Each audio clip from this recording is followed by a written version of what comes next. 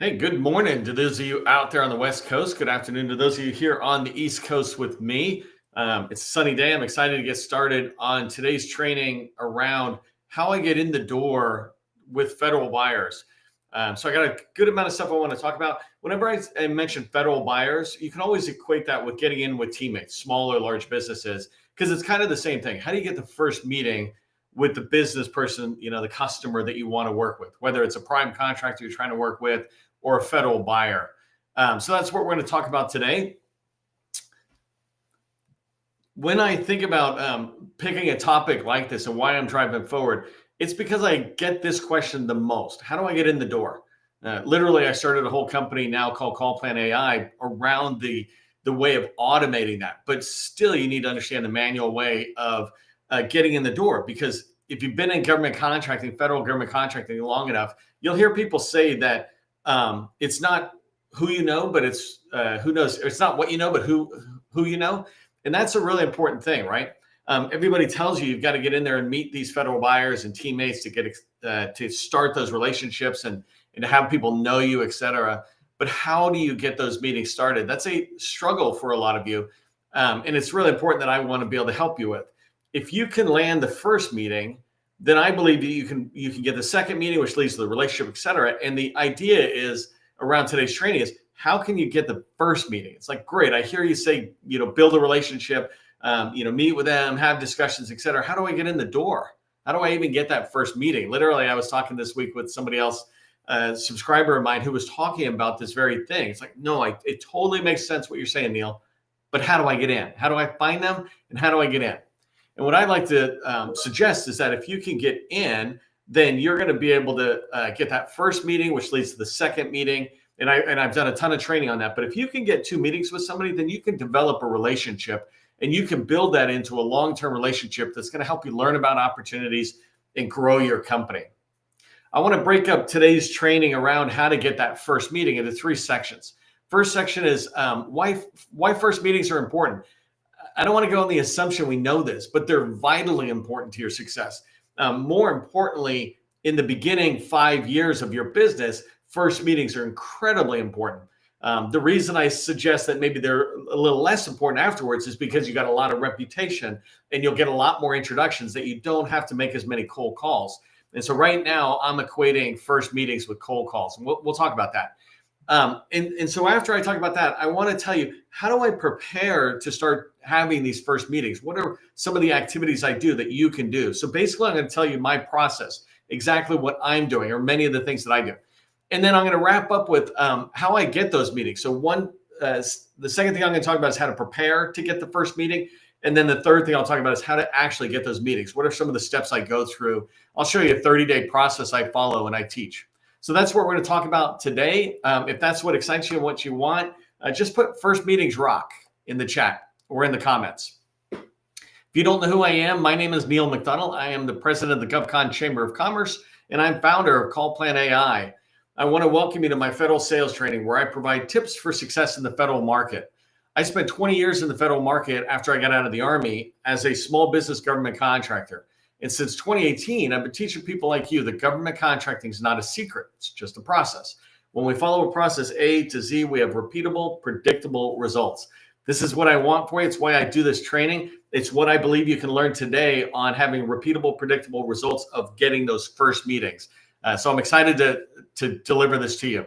If you haven't followed me on LinkedIn, make sure you do. If you're over on Twitter or Facebook or YouTube or something, come on over into LinkedIn, because not only do you get to engage with people in the chat more by name rather than handle or something, but you're able to build your network. And as you build your network, it sure makes those first meetings easier when somebody in my network, in my training, introduces you to someone else. And then if you haven't subscribed to my newsletter, subscribe to it. It's Government Contracting Success Newsletter. It's where I put out content that will help you in your government contracting journey, in particular in the federal market. Come back or follow me. Make sure you're tracking on me, because over the weekend is when I let you know about next week's training. I just don't have those lined up yet. I always line them up on the weekends. All right, let's dive into the first section. Here, I want to talk about why first meetings are so vital. Sometimes we would just think, oh, everybody knows they're important and they're vital.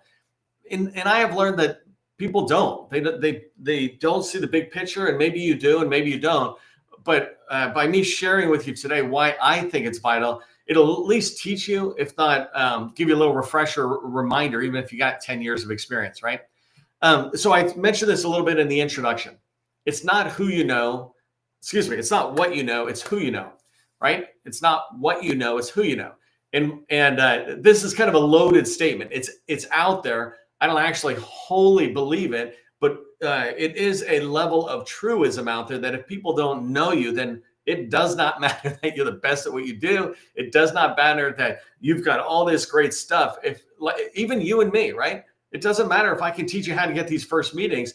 If you don't know me, if people you know don't know me and let you know about me, if somehow I don't hit your world and you know me, then what does it matter what I know or how I can teach you, right? And so it's really important for you to understand that first meetings are addressing that concern. Another way of looking at this is this line that says people buy from those they know, like, and trust. In that first bullet, right? People buy from those they know. And so we need to help our buyers and our teammates get to know us. We do that through simple activity we might do on LinkedIn and engagement, going to events. But primarily, we're trying to target the people we want to meet and get in there and get them to know us. And by getting in and having the first meeting, that is the step that begins the like and trust part, right? You can do things that might get people to know you. But when you get in and you start having conversations with your customer or your teammate about some of their concerns or some of their questions, and you're able to have that conversation with them in a way that they feel like it was a valuable use of their time, you're building trust and you're building credibility, and they like you, right? That credibility is where I like them. And so first meetings really enable this. And by the way, when I teach sales, I actually sometimes say first and second meetings are the same thing. Don't get overly fixated on first impressions, right? Your job is to come in pretty good. But if you're newer to this, don't worry. You'll get better and better every time you tell the message about your company and about how you can help people, et cetera. But the idea here is to get in and just start talking about what you know and aligning that to your customers' needs. Another reason why I say that first meetings are really important and that you should be doing them is they're the start of a new relationship. If you know, you might not have seen this, and I'm not going to show it at the moment, but I have a 7-step process that I teach. And this is the 7-step process for federal revenue success. It begins with step 1, which is research, understanding the customer, et cetera. And then step 2 is targeting. Step 3 is outreach. Those 3 are what I call the path to relationships. Step 4 is relationships. It's strategic relationships. When you have a strategic relationship, then you can hear about step 5, which are opportunities. You hear about opportunities that fit well for you. When you have enough opportunities you're hearing about from your strategic relationships that relate to what you sell, then you're able to write winning proposals. And the more winning proposals you can write, step 6 and then step 7 is sales. The more sales you're winning, more contracts you're landing, right? And that all kind of starts with relationships. And this is one of the reasons I say first meetings are vital, because if you know you need strategic relationships to hear about the opportunities you can win, then you need to get started building those relationships. And the first step of building a relationship is, the first meeting. And so I talk about strategic relationships there as well. The one last thing I want to leave you about why they're important is I wanted to just give you an action item or a number to put in your head that goes with this. You should be meeting at least one new person a day. So I call these intro calls. If I've never met the person before and I'm doing a cold call, literally that's what I call them when I reach out. It's like, hey, can I get 10, 15 minutes for a quick intro call? It could go 30 minutes, never, ever beyond 30 minutes, because this is an intro call. We're just seeing if it makes sense. And if it does, then we can schedule a follow-on. In 15 minutes, both you and the other party can make a decision on whether you're going to be able to build a relationship, et cetera. And so you want to schedule at least one meeting a day. If you schedule one meeting a day, one new intro meeting a day, then you're starting potentially 240 relationships. So there's about 240 work days in a given year, right? You could even narrow that down to say like 220, but that's 220 or 240 people that you're having a meeting with every single year. And if you've ever seen my bell curve, and you can watch that in different training, but what I say is if you reach out to 100 people, half of them won't want to talk to you or ever will talk to you. And half of them will in some stage or another, but 16 out of 100, they're just waiting for your call. And so you need to reach out to enough people. In this case, let's say having 240 calls, you reach out and have that many meetings in a year. By the end of the year, you're going to have 40 strategic relationships. 16 for 100, 16 for another 100 is 36. Throw on another 4 for the 40. And you've got 40 strategic relationships. And when I say a strategic relationship, I mean these people are looking out for your growth. They're the people who are going to put you on a team or tell you about an opportunity, et cetera. These are very strong relationships, but it takes you reaching out and having 240 meetings in a year. It's not that hard to have a 15 to 30 minute meeting every day. It's a little bit of a ramp up to get started, but once you get going, it gets easier and easier, just like riding a bike or cooking meals or something. You're not that good in the beginning, but as you keep doing it and do more and more of it, you get really good. Okay, so that's why first meetings are valuable. Let me share a little bit about how I prepare to land these first meetings. So before I even do any outreach or any of that kind of stuff, I want to prepare myself to have the most chance of getting those 240. By the way, when I say 240 meetings that you're going to have, that means you're going to have to reach out to 1,000 people or something over the course of a year. And that's not a big deal when you consider the federal market's got millions. Right. So there's enough people in there and it takes time and you've got to be committed. And I think I might say this somewhere else, but you have got to have a personal commitment to grow your company in order to make a fair amount of calls. I literally right now reach out to 50 companies a morning and I'm reaching out new. I'm seeing where I can build relationships, not just for me, but for some customers as well. So here's what I do. The first thing I do is I determine my target stakeholder. And what I mean by this is, you don't want to call out, you don't want to try to reach out to people who are in different roles in their company and their organization or whatever at the same time. So it's totally okay to reach out to contracting officers, but don't reach out to them at the same time you're reaching out to a small business specialist, or at the same time you're trying to reach out to like a program office or a teaming partner. If you're going to reach out to an agency, pick one group. So let's say small business professionals. In the VA, there's, let's use the Navy because I'm a little more familiar, but there's over 100 in the Navy, right? And so I determine my stakeholder. I say, hey, I'm going to reach out to them. And I could do the same thing in the Navy, say, I'm going to reach out to contracting officers. And I would go over to FPDS, and this goes into step 2 here is I would create my list of contracting officers of 100 or 200 contracting officers to start, right? I'm building that target list of contracting officers with emails, and I'm going to try to find their phone numbers. But I've determined my stakeholder group, so I stay in the same swim lane.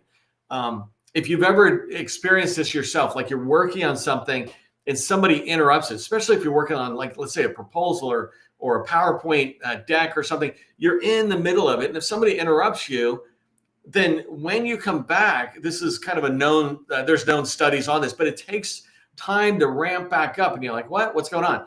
And so here I'm trying to keep you focused. And when you stick to one stakeholder group, all of your everything you say, everything you're creating, your PowerPoint decks, et cetera, I'll talk about, all that stuff is focused on that one stakeholder. So you get really good at it. And if you then begin to reach out to these 100, 200 people, your fourth call, your fifth call, your 10th call, they're going to go so much easier because you'll know what to say and you'll get so much in the rhythm compared to imagine like if you have to switch gears to talk to a different stakeholder. Okay, so I determine my stakeholder group. I build a list of 100 to 200 names. And by the way, the only reason I say 100 is because I don't want to scare you with 200, but you should build a list of 200 people. Right? You should start with 200. It's not that hard. And I have lots of videos you can go watch about how do I find people. I literally in a live will show you building a list of 200 people in 10 minutes, 20 minutes or something. And so if you're going to try harder stakeholders like program office, it'll take a little longer, but you can still do it. Literally, I just put out an org chart for one command called the Air Force Lifecycle Management Center, AFLCMC. And that org chart alone had almost 100 people on it with the offices, the names. It allowed me to kind of pick it. And then I could follow that through to find them on LinkedIn, find them on email, et cetera. So I'm building that target list. The third thing I'm going to do, and this is when I start. So first I worked on the people. Who am I going to call? Then I'm working on what am I going to say? And there's a common set of templates that you want to have in place for when you're doing this initial outreach to new people. The first thing is I build an email template. I want the same template that is basically saying, hey, this is Neil. I'd love to connect to have an intro call, right? And you can go watch other training where I lay out the whole script on it. But I might tweak that. So if I'm calling the Navy and I'm reaching out to those 100 small business professionals in the Navy or something, I might say, hey, we've been supporting the Army, but we'd love to be able to support the Navy, and I'd love to have an intro call, tell you what we've done, learn a little bit about where you're going, something like that, right? So what I want is this common message that I'm going to put in. I do not tweak my messages. I know there's people that fall in different categories. I'll tell you where I'm at. I do not tweak my message. If I'm reaching out to the Navy, I'm not going to spend all this extra time trying to tweak the message to the command I'm reaching out to. It's not worth it. I have been doing sales for a long time, and you can just do these tests yourself, and you find out, do I get any difference if I sit there and say, instead of saying Navy, I say NAVSEA or NAVAIR or NAVWAR? It really doesn't help, and it slows me down. And so I'm just personalizing the person's first name in the beginning. By the way, that's something I do, is I always call people by the first name, unless it's like a general or something. But I call them by the first name. You're going to call me by my first name. But the other reason is, for me, I'm comfortable with this. I'm trying to build a relationship, not a reporting structure with you. I'm not subordinate to you. We're partners. I'm looking for people who want to have strategic relationships. And so I like that it's friendly. And I believe the whole Mr. and Miss thing is old school, very, very old school. And I'm not here to debate, because somebody else could tell you something different, and fine, listen to them. You pick your favorite and you run with it, right? We're advisors to you. So I have an email template. I got that. It's pretty good. I do not include a capability statement, in case you're going to ask that. I don't give them anything extra, and I don't put anything in really about my company. I'm maybe the one or two words, right? We've been doing a lot on the data analytics side. Love to talk with you about that, because I kind of want to get rejected in the email for them to go, oh, that's not us. I do construction. You need to talk with Johnny over there, or that's not us. I'm like, cool, then I won't waste my time with you. You're one of the no's. I need to get 50 no's for every 50 potential yeses, right? And so you want to be able to make it easy for them. But the other thing in my email template is I give them a choice, right? If convenient, and I write a line, something like, if convenient for you, I'm available next Tuesday or Thursday at 9 a.m. or 2 p.m. if that works for you, right? And I just leave it like that. And my goal is to get them to pick a day or pick a time that works for them. I just gave them 4 options. If it doesn't work for them, that's fine. We try to schedule. I never send them to like a Calendly, things like that. There's a whole school of us who hate that. But in particular, with your customers, don't make them do the work. Anyway, so there's the email template. Now I'm going to use that over and over again as I go out. I'm not going to spam everybody. I really am writing them one at a time, but I'm using a template. I want to do the same thing with a voicemail script, and I might talk about how I do this in a minute, but the voicemail script is identical in structure, basically, to the email. Hey, I'm just following up to the email I sent, and just trying to schedule an intro call. We've been doing some work with the Army. Would love to support you over at the Navy. Can I get 15 minutes of your time to have an intro call, right? And I'm kind of brutalizing the script a little bit, but go find my previous training where I laid it out exact word for word. But when I do that, now I have an email that I send, and I have a voicemail that I can follow up with. Don't be afraid of the phone. The phone's a good thing, which I'll show you in a second. And then last thing I put together is a call plan. If you're not familiar with this, and so I created a whole company around Call Plan AI. That's to automate the process. But I have taught this 1,000 times. And when I say 1,000, I mean I have taught about the call plan probably 50 or 100 times. And so you can go find this, where I talk about, how do you organize the meeting? What do you say when you have this first meeting? How do you get it started? How do you guide the other person through it? And so you want to create a call plan template. Since I'm reaching out to just one stakeholder, in this particular case, I don't really need a unique call plan too much. I want a template that's got basically the same 5 to 10 questions, because part of what the meeting's for is for me to discover about them. Do I want to work with them? Am I reaching out actually to the right people? And so a call plan has that. When I land a meeting, then I'll come back to a call plan, and I'll create a separate one for each person based on this template. And so I'll tweak a couple of little things. For example, one thing I have in a call plan is called an icebreaker. This way you don't start talking about the weather or Disneyland or golf, but you talk about something like, oh, I saw you on a podcast with the Department of Army, whatever. And so I tweak it there. But these are the steps I take to prepare for that meeting.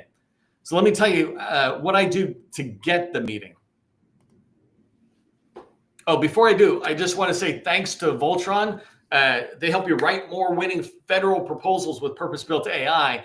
And basically what this means is that they can take you from solicitation to a clear, compelling, compliant, and convincing proposal in a matter of minutes instead of weeks. And that's a huge deal as the whole federal market is evolving with AI coming into the mix, and your ability to deliver winning proposals faster so you can beat your competitor. These guys are excellent at it. I love being teamed up with them because they are helping me bring this training to you day after day. So do me a favor, throw thanks to Voltron in the chat. And if you're of size, maybe go get a demo. Okay, so let's talk about how I get meetings with people I don't know. Like, what do I do, right? And it's not overly complicated. This is why I say it's government contracting is not a secret. It's a process. And the minute people like me can share with you the process, you can sit there, you can begin to execute on that process and then maybe tweak it a teeny bit to fit your company better. But I'm giving you a baseline process that works for many, many of us. So the first thing I do is try to get an introduction, right? If I'm going to get meetings, I would reach out to people and try to get them to do an introduction. Literally, I'm doing that right now for a company that I advise. I'm helping them get meetings just by making an introduction. I think it takes me literally 10, 15 seconds, about that, to make an introduction. And my introduction is pretty warm. Hey, I've got this friend in the GovCon community. I'd love for you to meet him. Would you be open to a meeting? Right? And the fact that I just asked, the other person's like, sure. And I don't abuse it. I don't ask them a lot of times. But if you have people who can make an introduction, reach out and ask. I have a huge network. If you're looking at my network, feel free to look out and say, hey, Neil, could you make an introduction? Don't ask me to make a ton of introductions, but if you look around your network, people will make introductions for you. Second thing, and more importantly, is how I do the cold call outreach. So the first thing I do is I send an email. Right. And I send that email based on the template I do. And I like sending emails in the morning. I'll send it out, 8 o'clock, 9 o'clock. Generally, it depends on where you're at, but basically East Coast time is what I like to operate on. But I'm sending an email out. And the reason I like that is so that I can engage with them again later in the day. I send an email out and the email follows the template I already told you about. And if I don't hear back from them, I follow back up after lunch, so like 1 or 2 o'clock East Coast time. And I call and leave a voicemail, and almost nobody answers the phone. You might get lucky somebody answers it, and that just speeds you along. By the way, a quick sidebar: if somebody answers the phone, don't have a meeting. Regurgitate that voicemail in a way that you can live by saying, "Hey, I was just calling you to try to schedule a meeting." And they go, "What's this about?" Well, I wanted to introduce ourselves because we're doing something with the Navy or the Army. We'd love to talk to you about supporting the Navy, but I know I'm catching you off guard, and I'm actually not prepared to have the meeting now. Can we look next week on Tuesday or Thursday? Like, if anybody ever answers the phone, try to schedule it out. Never have a meeting immediately when you get somebody, because then you're having that meeting completely unprepared. So anyways, I leave a voicemail in the afternoon, and I put 2 hours later, but you spread it out. And the idea is you're following up the email with a voicemail. And now these people we call these marketing touch points, right? So now you're doing a touch point with this person. You've already got 2 down, and you're starting to engage with them. They'll read from you. They'll read your request. They'll hear your request. If you want a meeting with these people, if they don't send you a no, the answer is maybe, or I didn't see your email. It is anything but no, unless they say no. So you want to keep following up professionally, but persistent. You want to persistently follow up. And let me show you really quick. I put together this sales lead follow-up process. And I built it because people ask me how often was too often to call. How many times should I reach out until I give up? You give up when you stop wanting to make money. You give up when you want to stop winning contracts, right? But if you want to make money, if you want to win contracts, keep knocking on doors. Girl Scouts do it. Do you ever see them walk away from the grocery store? No, rain, snow, shining, doesn't matter. They're there selling the cookies. Be as determined as Girl Scouts, and you will grow your business. Okay, so there's a little off the cuff analogy there, but I'm in a good mood. So here's what I put together, and I don't know if you can see this pretty well. Let me see if I can zoom in really quick. But what I put here No, it's not letting me zoom in. Can I zoom in? No. Oh well. So this is a handout, by the way. If you want this, just ask me for the follow-up handout. Just put something like that, follow-up checklist in the chat, and I'll get it back to you. By the way, make sure your first connection. Otherwise, I can't send it through messaging. It's inconvenient. So what I want you to see from here, and I don't want to take a lot of time on this, is that day one, I do a voicemail. Well, so here I reverse a little bit, but I did a voicemail and then an email. So you choose which one you want to start with. But a voicemail, email, and then day 3 is when I follow back up with an email. And day 5, I follow up with a voicemail. And if you see, here's the days, and I stagger them every 2 to 3 days as I'm going forward in a 30-day period. And I stagger voicemail and email. And I always reply to the same email.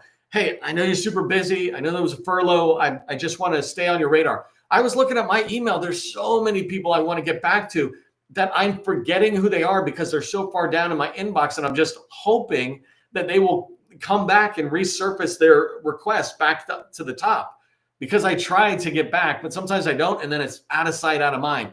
And so you need to keep this in mind with the government. Same thing. And then I got some tips here. I'm not going to share them at the moment, but you can get this handout and read it. So just let me know if you want that handout. I'm happy to send it to you.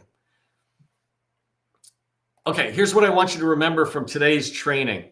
The first thing is meeting new people. Like I mentioned a little bit earlier, it's not fun, right? In sales, we can sometimes pretend like it's fun. Though it's only fun when the other person, you connect with them and they turn out to be nice. It's like, oh my God, that was fun. But picking up the phone or even sending an email, right? Even sending an email, your anxiety is going to go up, and that's totally normal. That's our fight or flight kind of, whatever is built into humans, right? Or into animals. And so that comes up in here as well. Is we don't want to be rejected. And every email we're sending, we're inviting them to reject us, right? So just embrace the fact that doing this particular activity is not going to be the highlight of your day. But if you do it first thing every day, you will be amazed at what gets accomplished. Second thing I want you to remember is that winners do what's not fun. Just think about like the Michael Jordans of the world who come out here and shoot 1,000 baskets in a morning or in a day to get to the stage where they're at. Anywhere you look at very successful, visible people, especially you think athletes or Olympic type people, where it's very obvious what they're doing, or Steve Jobs or any of these people, they do what's not fun.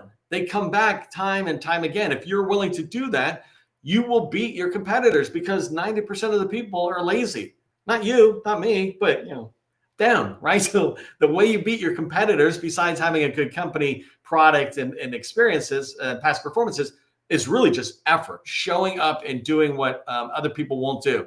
And you will find that 16% of the people out there, they're waiting for your call. If you call 100 people, you're going to get 16 people who want to work with you. By the way, I mean, if you meet with 100 people, 16 are going to be, hey, I want to work with you. Let's make it happen.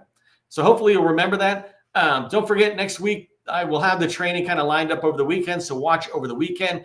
If you're struggling to get in, have that first meeting, and you want guidance on that, you want to get help on starting and building a relationship, this is what I built Call Plan AI for. I'm aligning my trainings now to this new company I'm building. And right now you've got a lot of visibility, because every day at 3:00, I'm there for an hour talking to the subscribers about how I can help them. And so you can bring any question you have about relationship building or really anything right now, and I'm happy to help you. But if you come in, I'll give you 90% off for life. Okay, I just want you to remember government contracting. It's not a secret. It's just a process. I will see you in the next training.